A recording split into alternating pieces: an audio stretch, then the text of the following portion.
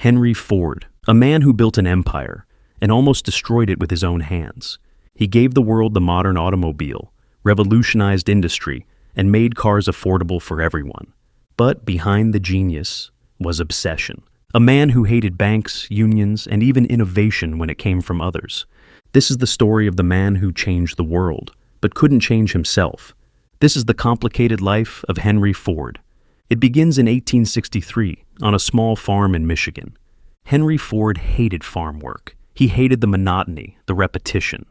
But what he loved was machines, watches, engines, tools, anything that moved.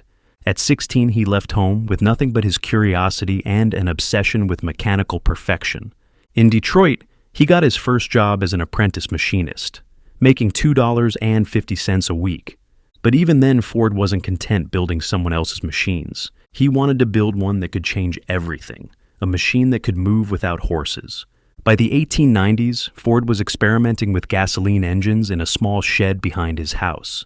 People thought he was crazy, a man wasting time while the world relied on horses and railroads. But in 1896, he built something that silenced the laughter, the quadricycle, a simple rattling machine on 4 bicycle tires. But it worked, and it would become the spark that lit the fuse for the automotive revolution. After a few failed attempts and bankruptcies, Ford launched the Ford Motor Company in 1903 with just $28,000 in investment. Most thought it would fail like the last ones.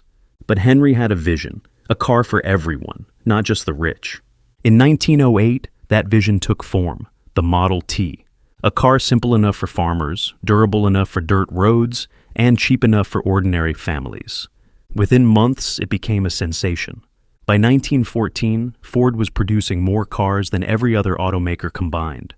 And then came his greatest invention, not the car, but the system that built it, the moving assembly line. Suddenly, what took 12 hours to build now took just 90 minutes. Cars rolled out faster than anyone thought possible.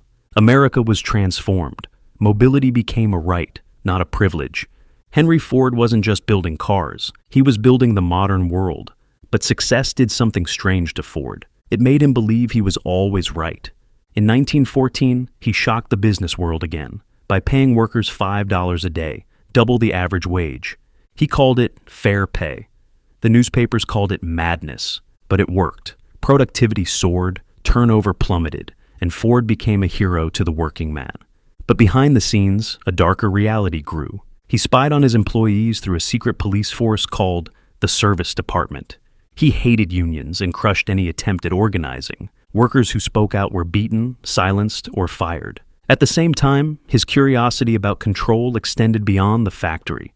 He bought a newspaper, the Dearborn Independent, and began publishing anti-Semitic writings that would stain his reputation forever. The same man who revolutionized industry was now spreading hatred and conspiracy. Ironically, the man who invented modern mass production hated innovation. When competitors released faster, sleeker cars, Ford refused to change the Model T. "People can have any color they want," he famously said, "so long as it's black." By the 1920s, the world was moving forward, but Ford wasn't. Sales collapsed. His own executives begged him to adapt. He fired them instead. Finally, in 1927, after producing over 15 million Model Ts, Ford killed his masterpiece.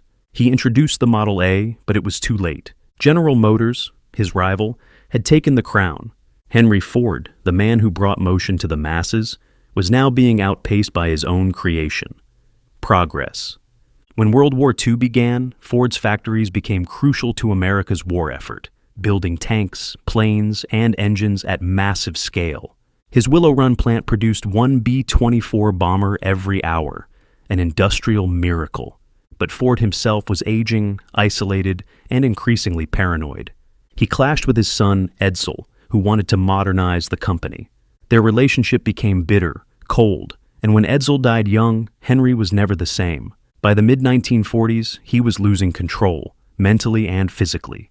His empire was collapsing from within. In 1945, his grandson Henry Ford II took over, saving the company from the brink of disaster.